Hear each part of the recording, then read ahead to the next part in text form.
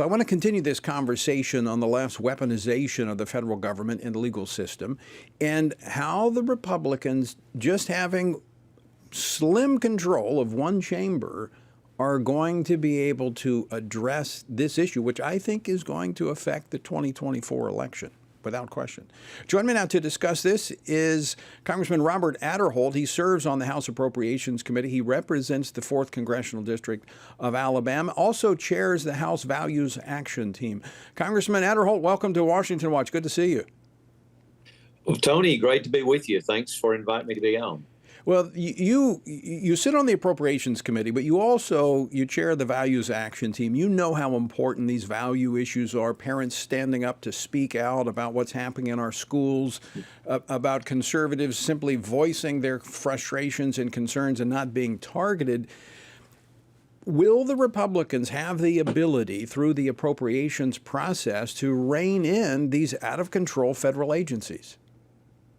We're definitely working on it. And you mentioned about as far as how this ties in with the Value Action Team and as far as values, so many school parents, parents of school children want to go to the school boards and to discuss a lot of it. And as you know, the FBI has really, in some crazy situations, really cracked down on just parents voicing their concern. And in this CJS, Commerce, Justice, Science Appropriation Bill, we have defunded the FBI's guidance targeting school board meetings. That's just one example of what we're doing. And obviously, you had the Congresswoman on just a few minutes ago, and she talked about the authorization committee through weaponization. And I think I was listening to the interview, and I think it was aptly put, sort of pulling back the curtain and exposing a lot of these things.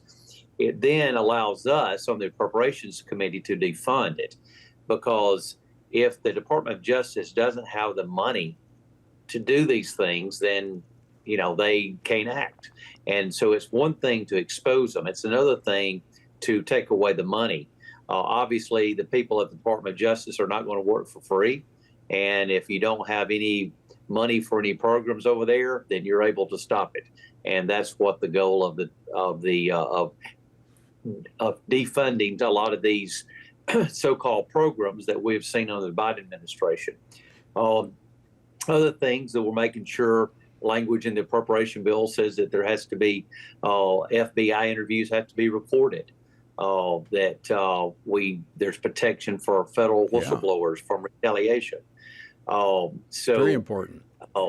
Those are just examples of how we can put money into programs that do the right things, but yet pull the money away from these programs where they're used for obviously mischievous purposes. And that's really the only leverage that Republicans have right now is on the funding, because you're not going to get the president to sign bills that's going to restrict his machine that he has in place that's suppressing conservative voices.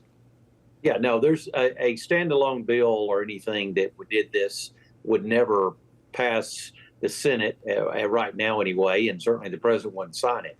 So being able to take that money away, that's really where, and that's why they call it the House has the power of the purse, or the Congress has the power of the purse, is that we're able to decide where that money goes, because obviously we can not only put money into a program, but also you can take money away from a program.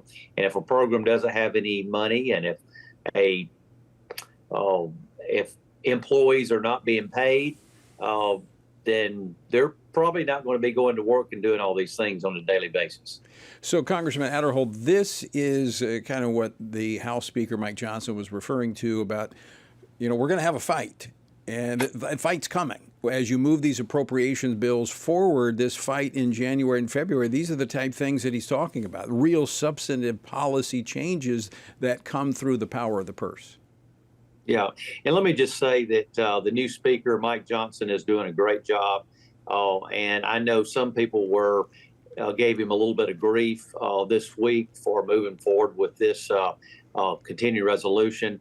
You got to realize he's been on the job for basically 2 to 3 weeks, and he is getting a plan together.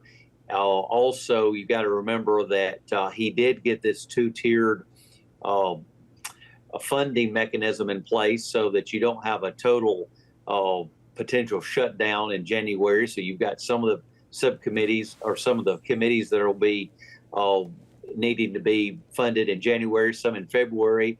And so I think Mike Johnson has a plan. I know you know Mike Johnson well and have known Mike probably longer than most of us have, because y'all hail from the same state, but and have been friends for a long time.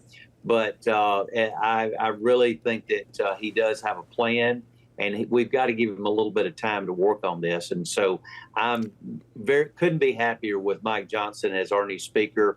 And so the people out there that are giving a little bit naysayers about the CR this week, like I said, just give him a little time. Right. He's got to have a little time to work on it. And I know Mike Johnson. You know Mike Johnson, and he's not going to just turn away from a fight. He's going to be there, but he's going to have a plan before he just goes exactly. to a fight. You got to be smart about it. Congressman Robert Aderholt, always great to talk with you. Thanks so much for the great work you do and for chairing the Values Action Team. Well, thank you, Tony, for the work that you do and for all the work on values that we work together so closely on. And I look forward to continue to work with you, and look forward to being with you on another time. All right, very good.